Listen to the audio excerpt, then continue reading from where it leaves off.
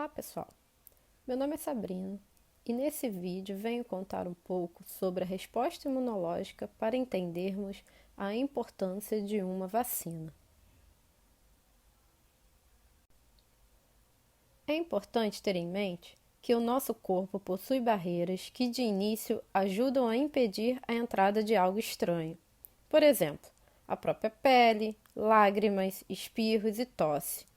Mas quando essas barreiras não são suficientes e ainda assim esse estranho consegue entrar no nosso organismo, é então que entra em ação a resposta imunológica. Esse ser estranho, que pode ser algum micro-organismo, é o que chamamos de antígeno. Não só ele inteiro, mas cada partezinha de um micro-organismo vai corresponder a um antígeno específico. De início, esse ser estranho vai ser reconhecido por três principais tipos celulares: os macrófagos, neutrófilos e as natural killers, iniciando o que chamamos de resposta imune inata.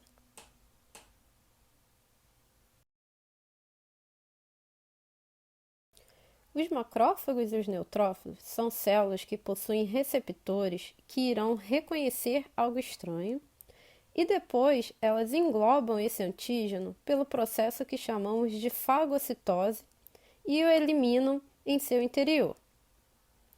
Junto a elas, as natural killers liberam moléculas que induzem outras células infectadas a se matarem, por um tipo de morte celular que chamamos de apoptose.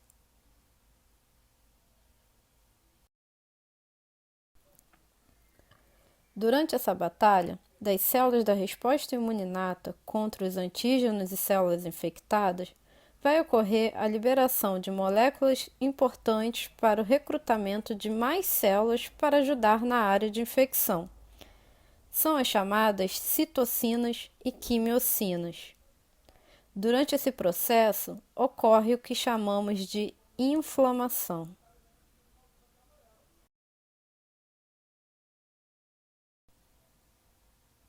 Esta resposta imune inata ocorre a partir do momento do reconhecimento do antígeno e permanece até que ele seja eliminado. Durante esta resposta, ocorrem estímulos para a ativação de outra etapa dessa linha de defesa, a resposta imune adaptativa.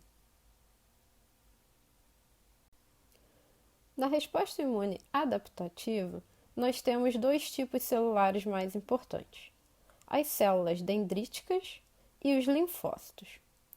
Esses linfócitos se dividem em dois grupos, os linfócitos T e os linfócitos B.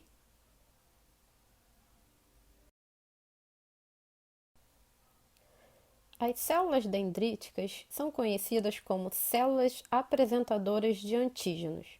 Elas vão caçar esse estranho e logo depois de fazer o reconhecimento, elas vão apresentar esse antígeno ao linfócito T.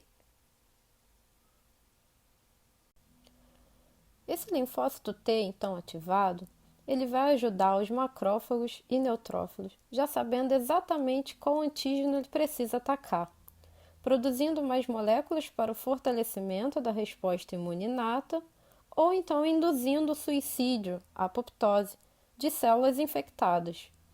Lembram que induzia a morte de células infectadas? Pois é, as natural killers são esse tipo de específico de linfócitos T presentes na resposta imune inata, mas que nascem de uma resposta imune adaptativa. Todos esses eventos da ativação da resposta imune adaptativa demoram em torno de 7 dias, onde geralmente sentimos uma piora em sintomas durante uma infecção, e a partir daí começa então a melhorar. O outro grupo de linfócitos são os linfócitos B. Estas células são as responsáveis por produzir os anticorpos, onde cada anticorpo é específico para reconhecer um único antígeno. Esses anticorpos têm a função de neutralizar esse antígeno para facilitar o trabalho dos macrófagos e neutrófilos em eliminá-lo.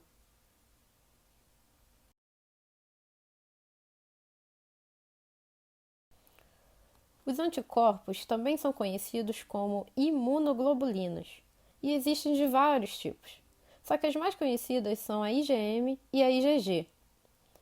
A IgM ela é produzida no início da resposta adaptativa e representa a fase inicial de uma infecção, já que esse tipo de anticorpo não fica por muito tempo no organismo.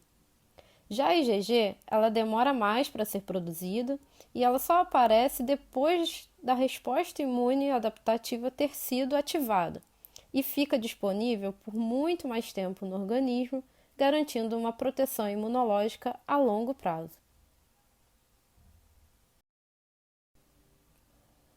Após toda a ação da resposta imunológica, parte desses linfócitos se transformam em células de memória, ou seja, caso o organismo entre em contato novamente com o mesmo antígeno, ocorrerá uma resposta mais rápida e eficiente contra ele. Com isso, trago uma reflexão. Será que seria bom entrar em contato com a doença para estimular o quanto antes a resposta imune contra ela? Para refletir nisso, é preciso levar em consideração que não há como prever como o sistema imune de cada organismo irá reagir contra alguma infecção. Ela poderá ser rápida e eficiente ou não. A ação da resposta imune irá depender de diversos fatores que podem interferir, como o comportamento de vida, alimentação, que pode beneficiar ou prejudicar nessa defesa. Dito isso, podemos começar então a falar sobre vacina. Primeiro precisamos diferenciar a função de um remédio e de uma vacina.